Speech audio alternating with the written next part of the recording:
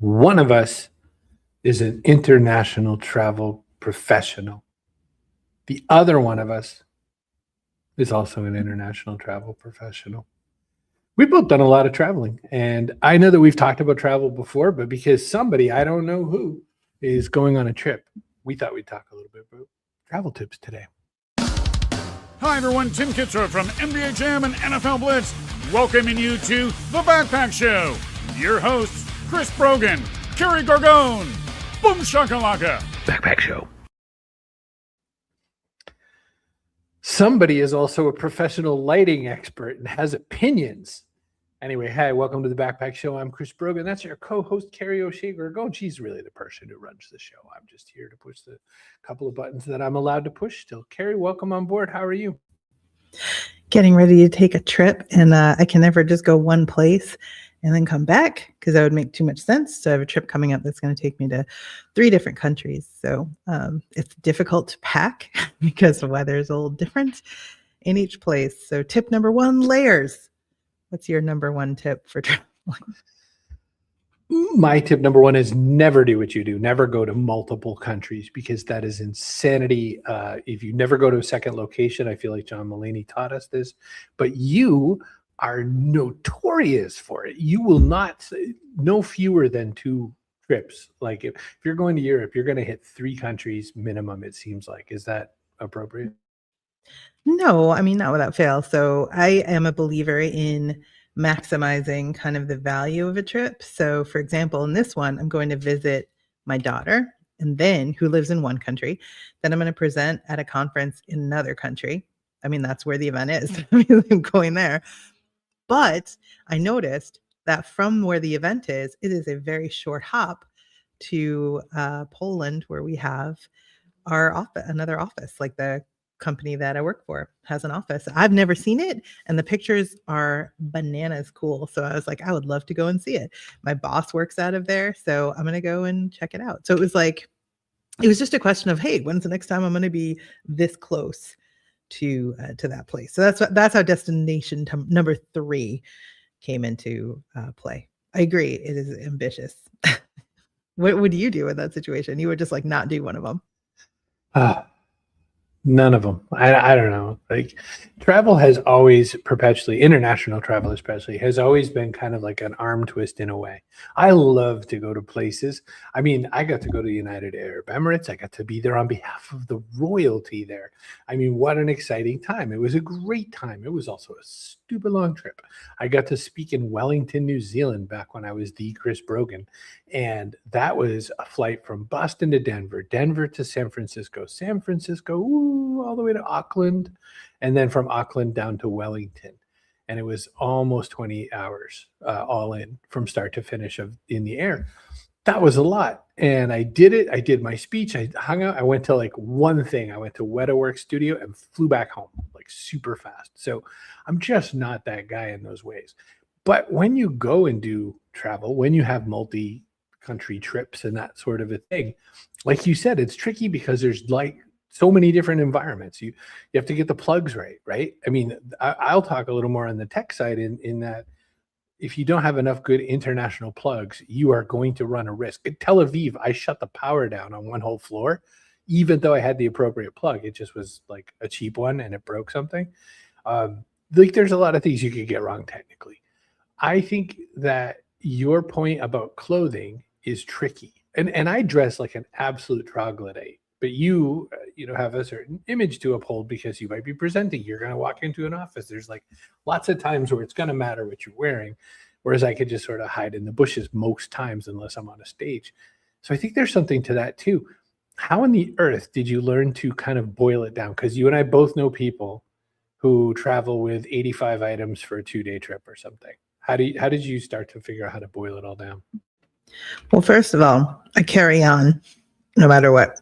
And I think I had one trip where I checked a bag, and it was because I was going through like 2 wildly different climates. It was like Scotland first and then Montenegro. And so for that one, I had like heavier clothes for Scotland.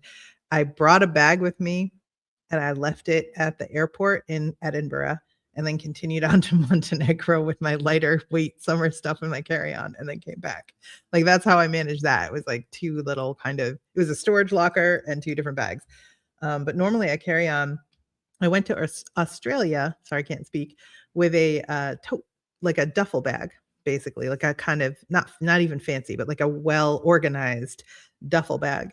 And the reason for that was I knew that the connections were super tight and I could easily miss one. If I had a bag checked, my bag might not catch up with me. And it was like a 10-day trip. It was going to be long. So I carried it with me. It stunk like carrying it through the airports. But you know what? It was soft. I could squish it in the overhead. Never had a problem getting it on. So I try to plan kind of that way. There are issues with dressing for multiple occasions. Like, I'm going to be speaking, so I need one outfit that stays clean and I don't use for anything else. Like, because I don't know. It's a man-woman thing too. You can't totally just like drag yourself on stage as a woman looking shabby, because for whatever reason, there's this like double standard. Dudes can do it, girls can't do it. I don't know, in my experience.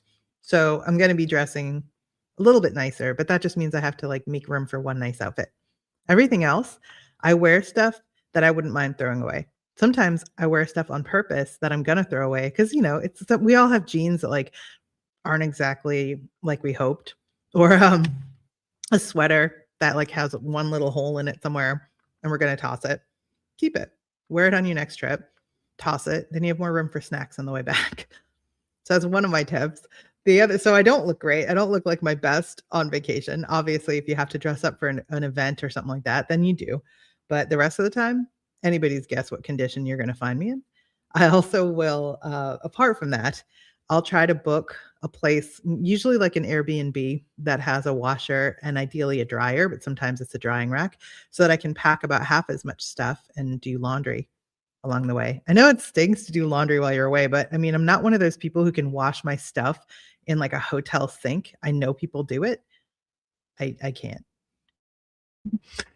That all made sense to me. I get all of it. I especially like your tip about, bring something that's a little bit damaged that you could use for the one travel, and then you won't feel sad that you throw it out, or I don't know, put it in a donation bin over there or something. Mostly throw it out. Let's not lie.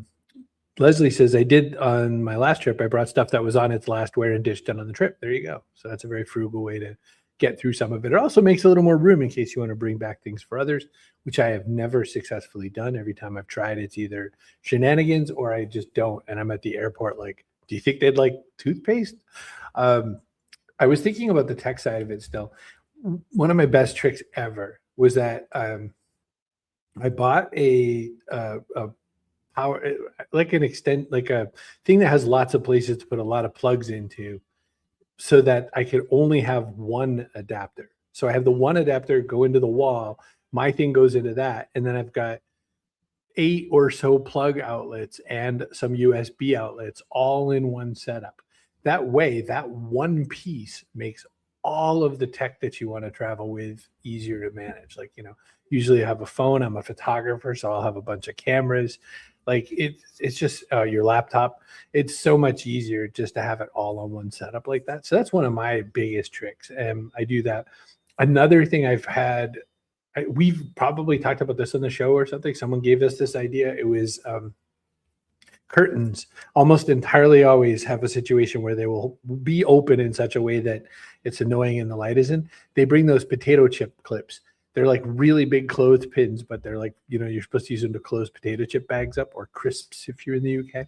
I think that's a big thing to take with you. I think things that you can bring with you that'll make your environment in your room, no matter which room it is, a little bit better and a little more likely you're going to get through the night. I think those are deeply underrated. Anything like that come to mind? Well, one thing, you don't necessarily have to bring chip clips or hair clips or anything else for those curtains, because most hotel rooms have hangers in the closet for pants. And the pants the pants thing has clips on it. So I have if they come out of the closet, this is the other problem. Some of them don't, but some of them do. If you can get it out of the closet, you can on the curtains with that. I have done that. Sometimes they're like, I don't know, anchored to the closet pole, and in that case it doesn't work. I usually do have a hair clip with me just because I need it for like taking off my makeup or whatever. So yeah, I agree. If you want the light the way you want it, I have unplugged the alarm clock in every hotel room I've been in. I have also had to check to take out any battery backup because believe it or not, they'll go off anyway. It is ridiculous. I don't know why they have alarms or why people set them like that and leave them. I don't know. So yeah, I've done that. Trying to think what else. Oh, I always request a room that's further away from the elevator, which means I do a lot of walking because I have to go all the way to the end. If possible, I'm not like a diva about it or anything. I just like put it in my little preferences and then use my member number every time I make a reservation. That way it pulls every time and they'll try to put you in a room that like answers your requirements. I like to be far away from the elevator because I'm a late sleeper and people are loud. I don't know what your experience is with that.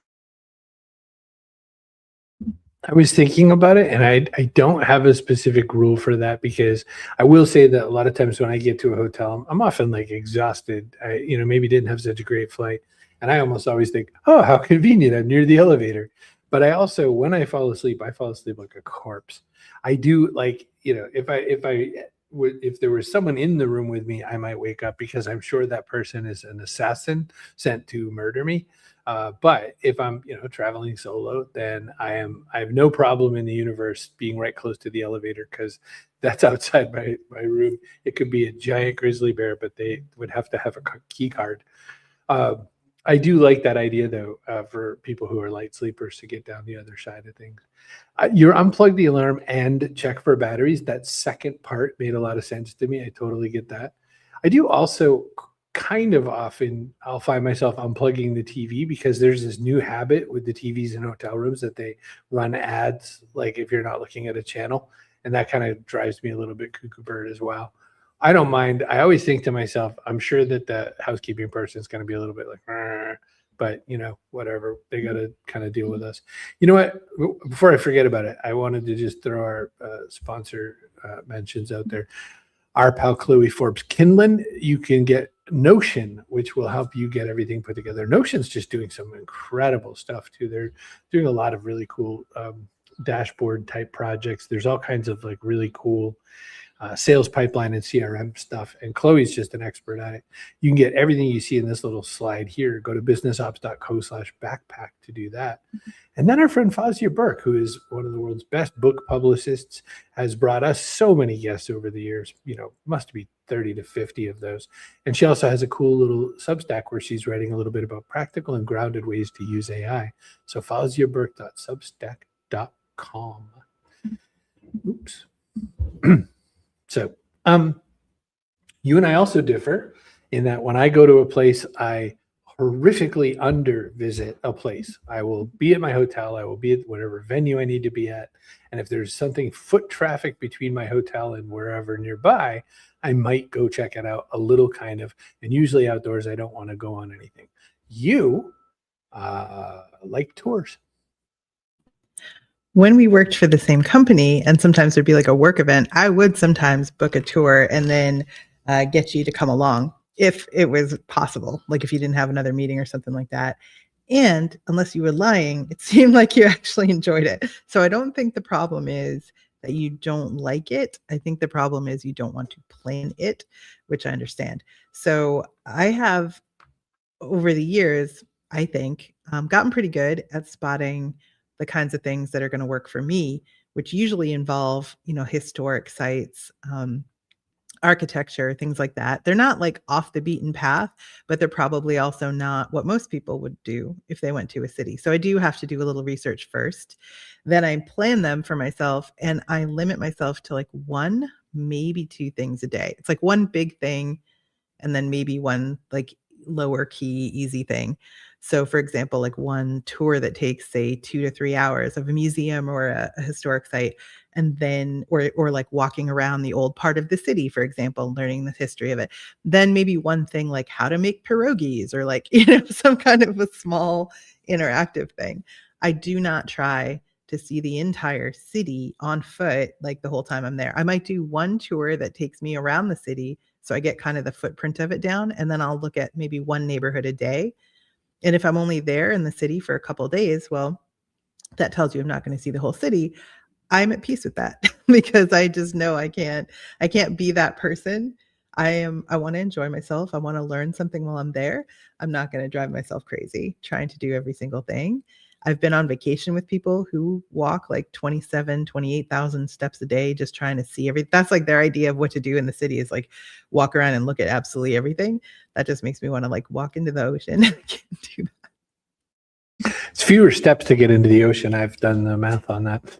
I was just thinking about which cities were a surprise to you that you were like, wow, this is really cool, or wow, I really feel like I could live here the minute you get off the plane. Like what city anywhere in the world that you traveled were you like, this is amazing? And then I have a question, what made it that way? Like what made it different than home? So I am still part of the content team at Appfire where I work. And one year we went to Bilbao, Spain, where we have an office. It's a smaller office. And the whole content team went and did, like interactive workshops and meetings focused on content. The city of Bilbao, I had not expected to love as much as I did. It's a smaller city. I love a smaller city versus like a big New York style city. So, and the people there were very nice. The culture is really interesting because they're in Basque country. So it's not like Madrid or Barcelona. It's like a very different vibe.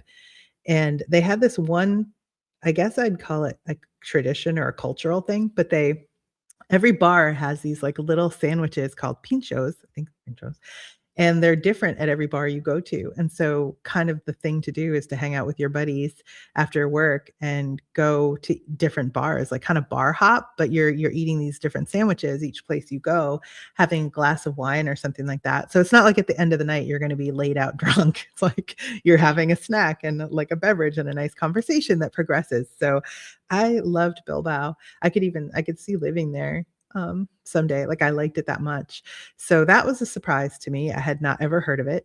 I also was very surprised at how beautiful Montenegro is. I'd never been. I went to Budva and I went to Podgorica for the same group of organizers, same event 2 times. And it's really breathtaking. I didn't even know. I couldn't have pointed to it on a map, I think, before they invited me to speak there. It's lovely. It's as pretty as Greece or any places that you kind of are familiar with the vibe and the destination. Highly recommend it. I mean, I loved it. What about you? Any surprises?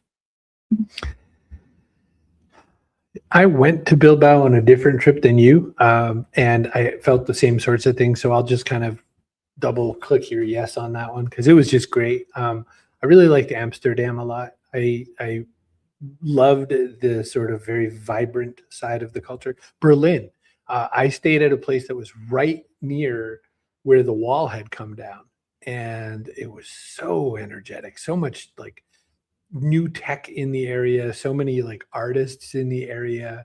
I thought Berlin was grand and great food. I make a lot of my judgment on where I travel on my belly. There were a couple of places I wanted to love more than I did. Lisbon, I thought was an okay place, but I wasn't like, this is most amazing. That was on the Bilbao tour as well.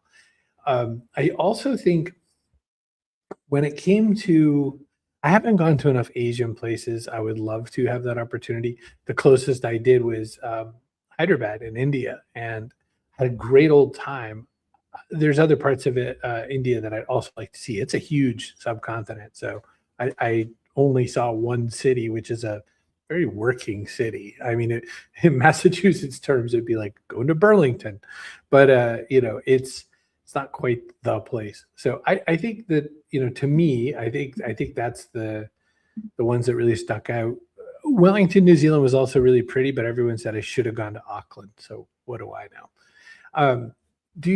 I know a lot of, like me, a lot of your travel is event based. It's, you're going to some conference, you're doing it because work said was do it, quick, you made $20,000 and you've got to put it towards going someplace for just pleasure and enjoyment. Where would you go? Oh boy. Let me think. So I love history. So it would be somewhere there's a lot of history. And I've been to Scotland, I've been to the UK, but it's not like I've seen it all, right? I've been to Ireland. Similarly, I've been to Dublin like a couple of times. I'm going to Belfast later this year. I have not seen Ireland, like all of it. So I probably would take a leisurely trip first around the United Kingdom and around Ireland because my family is originally from Ireland, for one thing. Also, I love Tudor history in England. So there's just like a lot of kind of spots that have historical significance that I, being a complete nerd, would want to look at, or family significance that would be of interest to no one but me. So if I had the money, I was footing the bill, I was just going to go do something like that, I would do that for sure. I'm not going to like go cliff diving or anything like that. I'm definitely like let's go check stuff out. I have a travel agent skill I built using AI. Anthropic Claude. I gave it examples of the itineraries, not with like numbers and credit cards and stuff, but like things that I did, activities in different cities. So it has a very, very good sense of the kind of things I like. So I would for sure be consulting that for places I ought to stop by, and kind of how to organize the trip so that it makes the most sense from a logistical standpoint. Like what's easy to fly into? How do I get from there to all these places? And then where would I fly out of for the next spot? Because I probably would, if I was going to drop that kind of cash, I would probably continue my journey. So at this point, I'm focusing on it's pretty easy to get to the UK and Ireland from here. If it was a bigger amount of money, like say it was like 50 grand, right?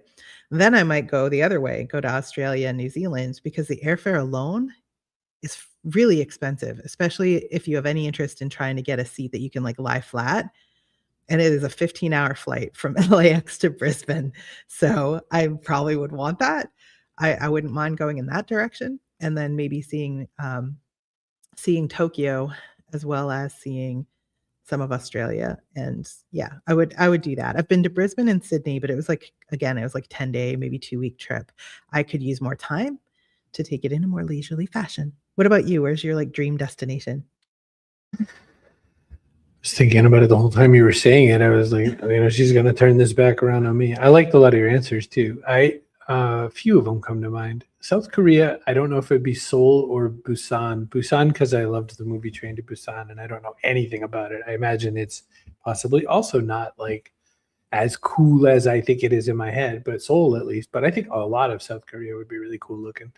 Thailand, Bangkok. I think that ever since that really dopey 1980 song "One Night in Bangkok," I've always Murray Head from Chess. I've always thought, I bet that would be cool. And the only thing is, I always just see that it's like so super hot there. Saigon. There's this guy Sonny who does the best ever food review shows or whatever, and he moved his family to Vietnam. He's like a Midwesterner, and he always makes it look pretty cool there. Again, super hot. Like I'd soak right through all my clothes. And I've been to places that are stupid humid, and it is not a pleasant feeling for me being a big, large, round human. But those are the ones that came right to mind. What? Tips. I feel like we have to deliver on some tips. So quick tips for travel, because we do this. We'll say we're going to do trips, and then we end up like daydreaming out loud about where to go. Right. Couple things. Book flexible or fully refundable if you can. I don't know if you tinker like I tinker, but I tinker with my arrangements right up until the end practically. You may have something come up for work, or maybe somebody gets sick, or maybe, who knows, something could come up. So I always do that. It costs a little bit more upfront, but it's worth it because you don't lose that money completely on the booking or pay ridiculous fees. So that's one tip. The other is luggage. Like we talked a little bit about using a duffel bag instead of a roller. I do most often use a roller, but it is small. It is like I measured it. It is small on all American flights and most international flights. It counts as like you can carry it into the cabin. Sometimes it's a tiny little plane where they've got like, you can basically get away with like a briefcase size carry-on. For those, I mean, you have to gate check it. There's not much you can do. But I do try to avoid checking if I can. The other thing I'll say about that is that the bag itself is super, super light. It's a Rimowa. So it's expensive, but I've used it for 10 years. It is very durable and lightweight. I'm a stickler for how heavy the empty bag is. It's got to be light enough that I can just pick it up like with hardly any effort, empty, because you're going to stuff it full. So those are some of my off the top tips. That, and if you have any kind of food sensitivity, bring your own snacks. It is really difficult to find food that's suitable for, like, if you have celiac or anything like that, or any kind of specific dietary needs. Just bring some snacks at minimum. you could probably find some food to eat, but there's going to be times that you just need something quick and there's nothing to hand. So what about you? Any tips? I'll double down on snacks and say that when you're getting ready to get on the airplane, always bring some liquid on board with you that you got at the airport itself. I think that snacks are a super important thing to have because you just never know. Like you might not make the timing work out right. You've traveled too fast. Things are going on. You need a bite, but also liquid. People, when you are dependent on the flight attendants to bring you some support and some food or whatever, that's when something's going to go wrong. There's going to be turbulence. There's going to be some reason that they can't do it, or they only have 2 drinks on board and they're not the ones you want. Like there's a million ways that they can mess it up. So come up with ways not to. Quart bags and or gallon bags, like Ziploc bags, are a must. I always bring a handful of those things with me because you never know. For instance, just something as simple as taking the pills that I take with me. I always make sure it's in a gallon bag because you never know if your little pill container, as cool as it is going to break open. And next thing you know, you're chasing around like 106 pills in your underpants or something. So I think that the bags is a pretty important one. I do think it can be useful to have fastener type, not zip ties, because I think that might get you a little bit of an extra inspection. But it's also good to have, a few extra kind of things to clamp things off. So for instance, maybe like even a couple of little simple, it won't come off my little tray here. I'm just going to make lots of rattly sounds over here for a second. Hang on. Little D-rings, because you never know if you're going to need to clamp something to something.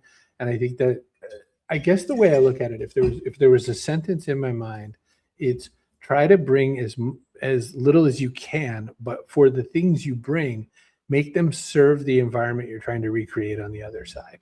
It seems weird that we're very willing to go somewhere else and try to operate from a very different setup than try to bring the parts of comfort that we need to us when we get to the other place. So I wanted to end with a question to you, which is, I saw this little short or a reel or who knows where. I saw it on YouTube.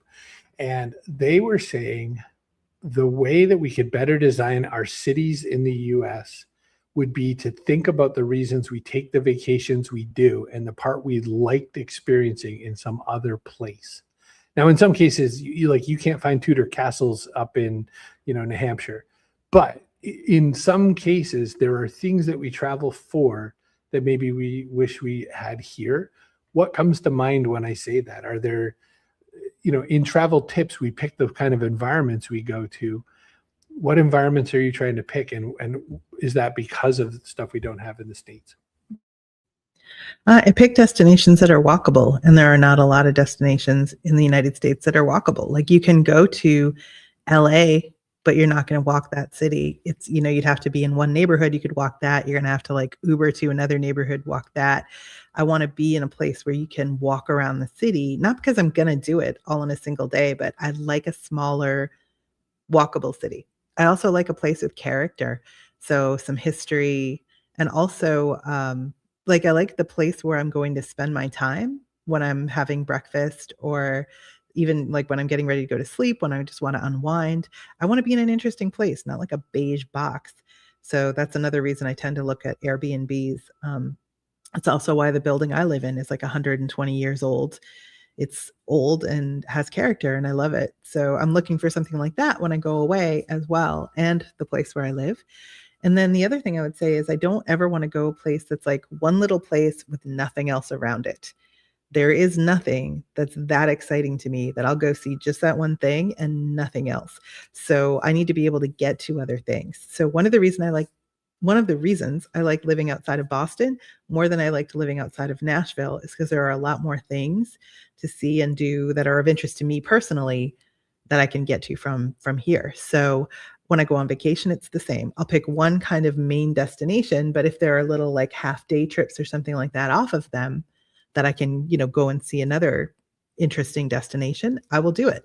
When I went to Dublin, we took a day trip out to Belfast to see the Giant's Causeway. So now I'm going to go to Belfast, but I need to have more things around. I can't just be like out on a bit of land alone. I need things to do. I don't know. One last tip, part of travel tips, because you're right to remind me not to just daydream. The other thing I think to bring is those cloth, or I don't know what kind of fabric they are, reusable shopping bags, but not the cheap $1 ones you get at the store, but those kind that you can buy off like Amazon, 6 for like $12.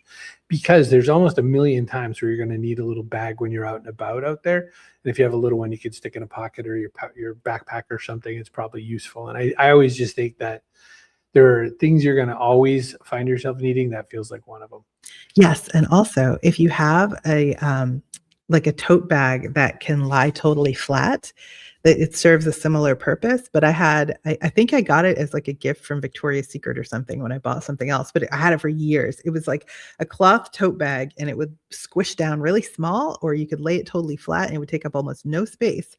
But then if you found yourself in a situation where you got a lot of event swag or something like that, like a sweatshirt, something thick or heavy, and you didn't want to wear it, other things that are like packing in your bag, now you maybe have to check your carry-on bag if you want to get it all back, unless there's like no other way you're going to carry all this stuff. So if you're in that situation, you can then put things that you don't want to put in your checked bag. You can put them in this tote that you've brought, and you've got like your backpack with your laptop. You've got your tote with your kind of like your medications, any like breakable stuff, gifts you're bringing back, whatever stuff you don't want ruined. And then you can just like check your clothes and hope for the best. So never hurts to have an extra bag with you, and wear sensible shoes. That goes without saying. I've seen people, especially speakers, get these like ridiculous platform shoes or something to speak in, and bless them. I mean, that's how they do. I cannot. But more importantly, if you're going to do that on stage for speaking, or for like a cocktail reception or some important dress up thing, for the rest of the time, do yourself a favor and wear comfortable shoes, because you'll do a lot more walking than you ever thought you would. Oh, and here's our person of the day. Kaboom! There's really only choice. It's our pal Leslie. Person of the day. Leslie is a veteran traveler in her own way. She goes on lots of little trips, and I think that she should win person of the day. When you were walking through, I meant to talk about comfortable shoes like a million times, so I'm glad you did it, because I've traveled with silly humans who have the worst choices in footwear, and I'm just thinking, what are you doing right now? Like, I get that there may be like some time for some event, but then have the most comfortable shoe a human could ever wear as your second pair, and that would be the thing. I've never been thrown out of an event because my shoes weren't nice enough. Like, as much as we all are worried somebody's going to pay, no one pays attention to what you're wearing. Most people couldn't tell you what their best friend was wearing yesterday. So I try not to overly worry about it. I mean, I don't wear like a F the police shirt or anything, you know what I mean? But like, within reason, what you're wearing does not matter. Guess I can't wear my tuxedo t-shirt again. Oh, well. I was thinking, my grandparents both loved going on cruises, for instance. So there is one tip that's a little different for cruising than when you're on land.